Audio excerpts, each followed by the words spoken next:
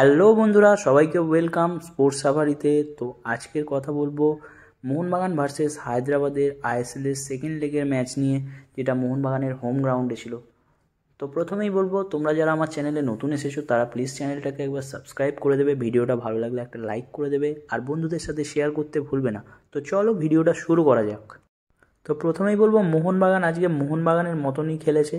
First থেকে যে Manvir, Apuia, Dimitri, Greg Stewart কেউ ছিল না সেটা বুঝতেই দেয়নি।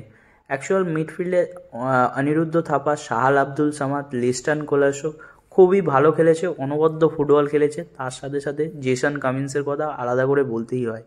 ফার্স্ট হাফে মোহনবাগান এতটাই প্রেসার করেছে, এতটা পরিমাণে প্রেসার করেছে যে ফার্স্টে একটা ওন গোল খেতে বাধ্য হয়েছে হায়দ্রাবাদ এসপি। ওটা শাহাল আব্দুল সামাদ কিন্তু শটটা খুব ভালো রেখেছিল, একটু এদিক ওদিক হলেও হয়তো ডাইরেক্ট গোল পেয়ে যেত, ওন গোলও হতো না। তো সেটা বলবো মোহনবাগানের ক্রেডিট যে অত ভালো প্রেসিং ফুটবল খেলে গোলটা তুলে নিয়েছে। সেকেন্ড গোলটার ক্ষেত্রে লিস্টনের বাড়ানো পাস থেকে টম অলরেড দারুণ গোল করেছে। মানে ওটা রেফারি ডিসিশন নিয়ে বলতে হলো গোল হলো কি হলো না, কিন্তু ক্লিয়ার দেখা গেছে ওটা গোল, কোনো রকম হ্যান্ডবল বা অফসাইড ছিল না। থার্ড গোলটার ক্ষেত্রে মানে কামিন্স জাস্ট অসাধারণ, ওয়ান টাচে ফিনিশ করেছে। এরকম কামিন্সের কাছ থেকে এরকমই এক্সপেক্টেড।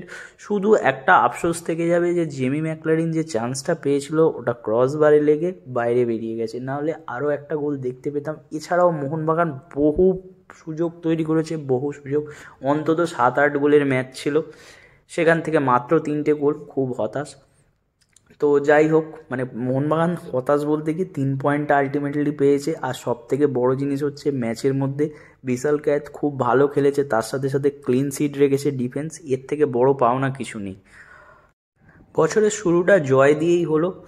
তো নেক্সট ম্যাচ ডার্বি, জানি না এখন হবে কি হবে না, বলতে পারবো না। আমি যা আপডেট পাবো আবার দিয়ে দেবো, তোমরা তার জন্য চ্যানেলটাকে সাবস্ক্রাইব করে রাখবে।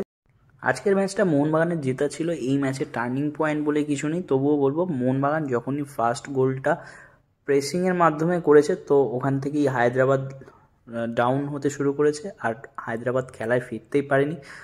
তো মূল ফার্স্ট গোলটার জন্যই মোহনবাগান এত সুন্দরভাবে পুরো ম্যাচটা মোহনবাগান জনতাকে উপহার দিয়েছে। অ্যাজ আ মোহনবাগান ফ্যান, জয় মোহনবাগান। আর তোমাদের খেলা কেমন লাগলো কমেন্ট করে জানাতে ভুলো না, কমেন্ট করো। আর যারা আমার চ্যানেলে নতুন এসেছো তারা প্লিজ চ্যানেলটাকে একটা সাবস্ক্রাইব করে দেবে, ভিডিওটা ভালো লাগলে একটা লাইক করে দেবে, আর কমেন্ট করতে ভুলবে না। তো আজকের মতন টাটা, বাই বাই।